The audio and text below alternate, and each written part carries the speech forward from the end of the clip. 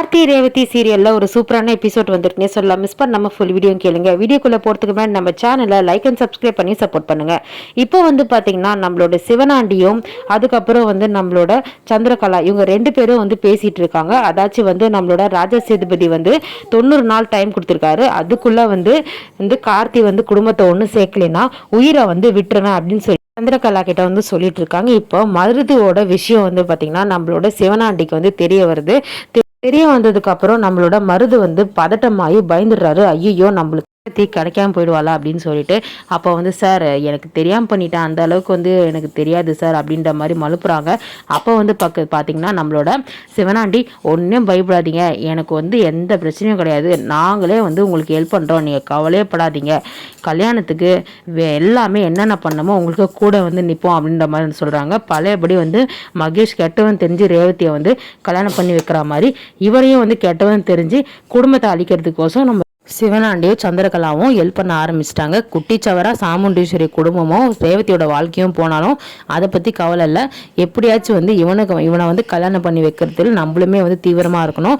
நீ உங்கள் அக்கா கூட இருந்து ரேவதியை கல்யாணம் பண்ணுறதுக்கு பாரு, நான் அந்த ராஜா சேதுபதி உயிரை மாச்சிப்பன்னு சொன்னானே அதே மாதிரி நடத்தி காட்டுறேன், அந்த கார்த்தியை உள்ளே விடாத பண்ணிடுறேன் அப்படின்ற மாதிரி பேசிக்கிறாங்க. ஒரு பக்கம் உங்கள் சித்தப்பாவும் ஆமா மாப்பிள்ள அவங்க குடும்பத்தை விடவே கூடாது, நம்மளை சபையில் எவ்வளோ அவமானப்படுத்தி பேசுகிறான், நம்ம என்னவோ வக்கில்லாத குடும்பம் மாதிரி பேசிகிட்டு இருக்கான், அவனை விடவே கூடாது அப்படின்ற மாதிரி சொல்கிறாங்க. இப்போ நம்மளோட சிவனாண்டியோட சித்தப்பா சந்திரகலா மருது இவங்க எல்லாருமே சேர்ந்து பார்த்தீங்கன்னா சாமுண்டீஸ்வரியோட ரேவதி அவங்களோட பொண்ணு வாழ்க்கையை கெடுக்கணும், அது மட்டும் இல்லாமல் குடும்பத்தை உடைக்கணும்னு சொல்லிட்டு கூட்டு சேர்ந்துருக்காங்க. கார்த்தி இதெல்லாம் முறியடிச்சிட்டு எப்படி தான் குடும்பத்தை ஒன்று சேர்க்க போகிறாங்கன்னு தெரியல. மெயினாக நம்மளோட சாமுண்டீஸ்வரியோட மனசை மாற்றினாலே எல்லாமே சரியாயிடும்.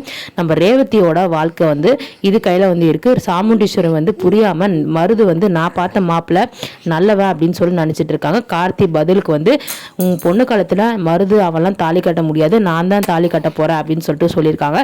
ராஜா சேதுபதியும் நீ என்னதான் சூழ்ச்சி பண்ணி கல்யாணத்தை பண்ணாலும் கடவுள் எழுதின தான் நடக்கும் அப்படின்ற மாதிரி சவால் விட்டுருக்காரு.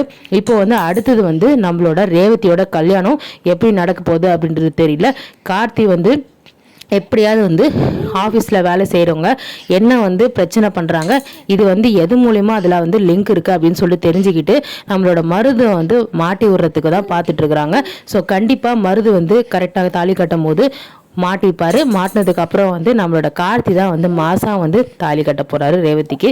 இதான் நடக்க போகுது. ஸோ 2வது தடவை ரேவதிக்கு தாலி கட்டுறாங்க. ஸோ ரொம்ப சுற்றி வளைக்குதுங்க, கடுப்பாக இருக்குது அப்படின்னு சொல்கிறவங்க கமெண்ட் பாக்ஸில் கமெண்ட் பண்ணுங்கள். நம்மளோட சேனலில் லைக் அண்ட் சப்ஸ்கிரைப் பண்ணி நம்ம கண்டினியூஸாக ஆதரவு கொடுங்க. தேங்க்யூ.